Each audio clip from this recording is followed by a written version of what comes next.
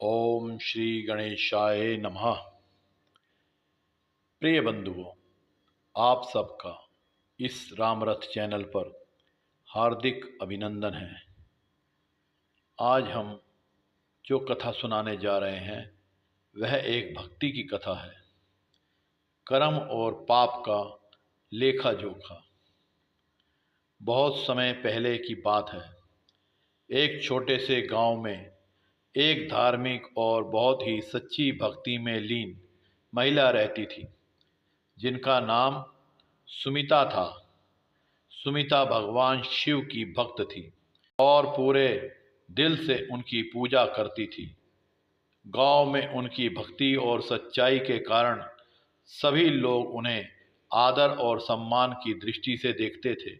सुमिता की एक अच्छी आदत थी कि वह हर दिन भगवान शिव के मंदिर में जाकर पूजा करती थी और गरीबों को भोजन देती थी। उनका मानना था कि अच्छे कर्म करने से जीवन में सुख और शांति प्राप्त होती है। लेकिन एक दिन गांव में एक ऐसा व्यक्ति आया जिसका नाम रमेश था। रमेश एक धनी और प्रभावशाली व्यक्ति था, लेकिन उसने अपने धन को गलत तरीकों से अर्जित किया था। वह बहुत ही चालाक और स्वार्थी था और अपनी समृद्धि को दिखाने में गर्वित रहता था। रमेश ने गांव में आकर लोगों से अपनी दौलत और भव्यता का प्रदर्शन किया और खुद को सबसे अच्छा मानने लगा। उसने एक दिन सुमिता को देखा और अपनी भक्ति और साधना से प्रभावित होकर उसकी परीक्षा लेने का निश्चय किया। रमेश ने सुमिता से कहा, सुमिता, तुम हमेशा पूजा पाठ करती हो और भक्ति का ढोंग करती हो, लेकिन क्या तुम जानती हो कि कर्मों का लेखा जोखा जिस प्रकार होता है, पुण्य का हिसाब किसे मिलेगा? सुमिता ने शांतिपूर्वक जवाब दिया, कर्मों का लेखा जोखा हमें स्वयं ही भुगतना पड़ता है। अच्छे कर्म करने से अच्छे परिणाम मिलते हैं और बुरे कर्मों से बुरे परिणाम। भगवान शिव सच्चे भक्तों के कर्मों को पहचानते हैं और न्याय करते हैं। रमेश हंसते हुए कहा, तुम्हें क्या लगता है तुम्हारी भक्ति और पूजा तुम्हारे पापों को धो सकती है? कर्मों का लेखा जोखा दुनिया में ही होता है और यहाँ धन और शक्ति से सब कुछ माफ किया जा सकता है। सुमिता ने ध्यान से सुना और कहा, रमेश, जो भी होता है उसका कारण हमारे कर्म होते हैं। भगवान शिव सब देखता है और पाप कर्मों का फल भोगना पड़ता है।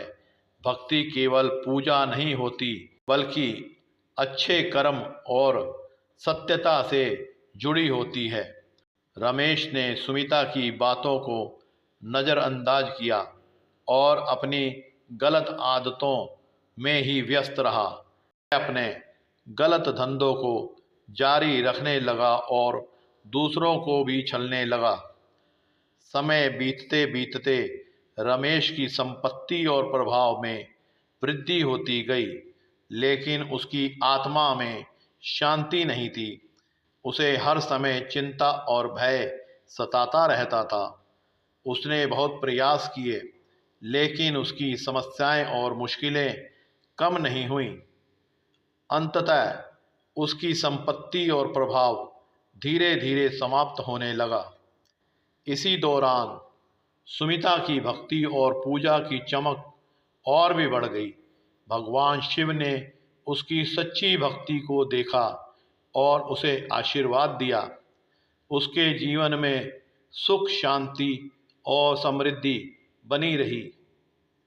रमेश ने अंततः अपने कर्मों की सच्चाई को स्वीकार किया और सुमिता से मार्गदर्शन प्राप्त करने का निर्णय लिया। उसने सुमिता से कहा, मैंने अपने पाप कर्मों के परिणामों का सामना किया है। मैं समझ गया हूँ कि सच्चे कर्म और भक्ति ही जीवन की सच्ची समृद्धि है। कृपया मुझे मार्गदर्शन दे और मुझे अपने पापों से मुक्ति दिलाने में मदद करे। सुमिता ने रमेश को समझाया कि अच्छी मुक्ति और शांति प्राप्त करने के लिए उसे अपने कर्मों को सुधारना होगा और भगवान शिव की सच्ची भक्ति करनी होगी। उसने रमेश को सलाह दी कि वह अपनी गलत आदतों को छोड़कर अच्छे कर्म करे और भगवान शिव की सच्ची सेवा में जुट जाए। रमेश ने सुमिता की सलाह मानी और धीरे धीरे अपनी गलत आदतों को छोड़ दिया। उसने गरीबों की मदद की, सच्चाई और ईमानदारी से जीवन जीने की कोशिश की और भगवान शिव की सच्ची भक्ति में लीन हो गया। भगवान शिव ने उसकी सच्ची भक्ति और सुधार को स्वीकार किया और उसे आशीर्वाद दिया। इस प्रकार रमेश ने सुमिता की सलाह पर चलकर अपने पाप कर्मों से मुक्ति पाई और सच्चे जीवन की ओर अग्रसर हुआ। उसकी कहानी ने गांव के लोगों को यह सिखाया कि कर्मों का लेखा जोखा हमें स्वयं ही भुगतना पड़ता है और सच्ची भक्ति और अच्छे कर्म ही जीवन की सच्ची समृद्धि की कुंजी हैं। इस कथा से यह स्पष्ट होता है कि सच्ची भक्ति और अच्छे कर्म हमारे जीवन को सकारात्मक दिशा में ले जाते हैं, जबकि पाप कर्मों का फल हमें भोगना पड़ता है। भगवान शिव की सच्ची भक्ति और कर्मों की ईमानदारी ही हमें सच्चे सुख और शांति की प्राप्ति कराती है। अगर इस वीडियो में बताई गई जानकारी आपको अच्छी लगी हो तो चैनल को लाइक, सब्सक्राइब और शेयर करना ना भूलें। धन्यवाद। ओम नमः शिवाय।